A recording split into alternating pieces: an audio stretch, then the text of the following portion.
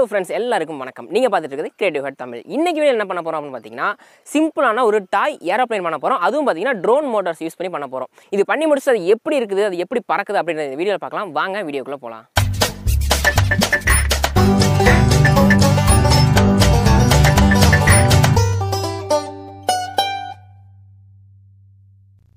இந்த ஏரோப்ளைன் பண்ணுறதுக்கு ஃபஸ்ட் நமக்கு ஒரு டெம்ப்ளேட் தேவைப்படும். இது வந்து பார்த்தீங்கன்னா கூகுளில் எடுத்திருந்தோம். இது எடுத்ததுக்கப்புறம் பார்த்தீங்கன்னா கத்தி யூஸ் பண்ணி இதோட அவுட்லைன் ஃபுல்லத்தையும் வந்து பார்த்தீங்கன்னா கட் பண்ணி தனியாக நாங்கள் எடுக்க போகிறோம். இப்படி நீங்கள் கட் பண்ணி எடுக்கிறப்ப எந்த இடத்துலையும் டீட்டெயில் மிஸ் ஆகாத மாதிரி வந்தீங்கன்னா தரமாக எடுத்துக்கோங்க. அப்படி எடுத்துட்டீங்க அப்படின்னா உங்களுக்கு இந்த மாதிரி தனித்தனி பீஸாக கிடைக்கும். இதுக்கப்புறம் பார்த்தீங்கன்னா நாங்கள் ஒரு ஃபோம் போர்டு எடுத்துக்கிட்டோம். ஃபோம் போர்டு எதுக்காக அப்படின்னு பார்த்தீங்கன்னா வெயிட் ரொம்ப கம்மியாக இருக்கும். அதனால் பார்த்தீங்கன்னா ஃபோம் போர்டு எடுத்தோம். ஃபோம் போர்டு இல்லை அப்படின்னா நீங்கள் கார்ட்போர்டு வச்சு கூட அதை ட்ரை பண்ணி பார்க்கலாம். இப்படி எடுத்ததுக்கப்புறம் நம்ம ஆல்ரெடி கட் பண்ணி வச்சிருக்க இந்த எல்லா பீஸையும் பார்த்தீங்கன்னா அந்த ஃபோம் போர்டு மேலே நாங்கள் ஒட்டிக்கிட்டோம்.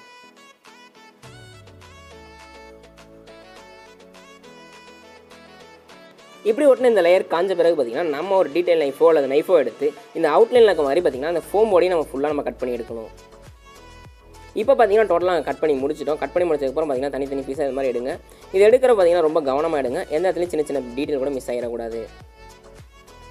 அடுத்து இதை பறக்க வைக்கிறதுக்காக ஒரு ரீசார்ஜபிள் பேட்டரி, அடுத்து கோர்லெஸ் மோட்டார் ஒன்று, அதே மாதிரி சுவிட்ச் ஒன்று, ப்ரொப்பலர் மொத்தம் பார்த்திங்கன்னா நாங்கள் 4 எடுத்துக்கிட்டோம். இதை வந்து பார்த்திங்கன்னா இந்த வீடியோவில் காட்டுற மாதிரி ஒரு லைனை வந்து கரெக்டாக சுவிட்சுக்கும், சுவிட்சிலேருந்து அடுத்து போகிற ஒரு லைனை ஒரு மோட்டரும், மோட்டர்லேருந்து வர இன்னொரு லைனை பேட்டரியோட அடுத்த பார்ட்லேயே கனெக்ட் பண்ணிக்கிறோம்.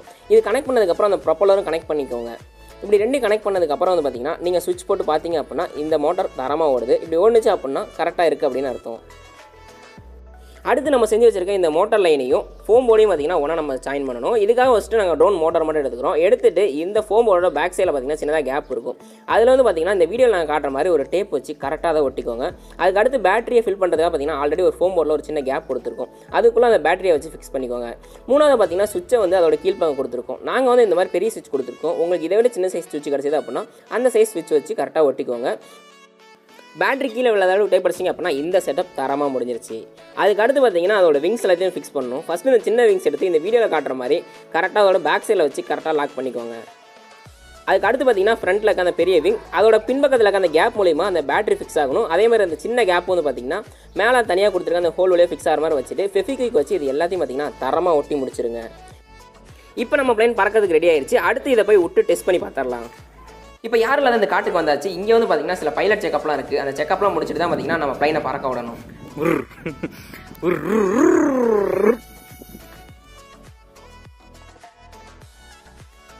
நாங்கள் பல்பு மேலே பல்பு வாங்குவோம்.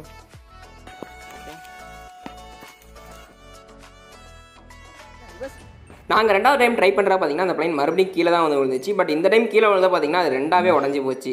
அந்த வீடியோ ரிவர்ஸ் பண்ணி பார்த்தா அந்த பிளைன் மறுபடியும் மேலே போகிற மாதிரியே ஒரு ஃபீலிங் இருக்கும். பார்க்குறதுக்கு நல்லா இருந்துச்சு.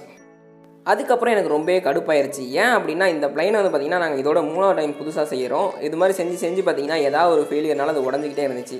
அதனால் எனக்கு ரொம்ப கடுப்பாக இருக்க அந்த 2 பீஸையும் பார்த்தீங்கன்னா தூக்கி போட்டு உடைக்க ஆரம்பிச்சிட்டேன். இப்படிலாம் பல்பு வாங்கினா அது கிரியேட்டிவ் கட்டால் மட்டும்தான் முடியும்.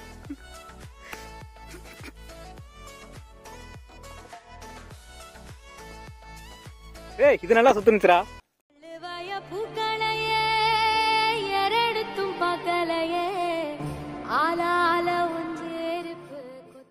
இந்த பிளேன் வந்து பார்த்தீங்கன்னா காட்டில் பறக்க டெஸ்ட் பண்ணலாம்னு சொல்லிட்டு வந்திருந்தோம். பட் ஆக்சுவலாக என்ன ஆச்சு அப்படின்னா சுத்தமாக இது பறக்கலை. ஸோ டோட்டலாக வந்து பார்த்தீங்கன்னா ஃபுல்லாக உடஞ்சி போச்சு. அது என்ன பிரச்சனை அப்படின்றது தெரில. ஸோ வெயிட் இம்பேலன்ஸ்டாக இருந்துச்சா என்ன ரீசன் எங்களுக்கும் தெரில. ஸோ நிறையா ட்ரை பண்ணி கடைசியில் அவ்வளோதான்.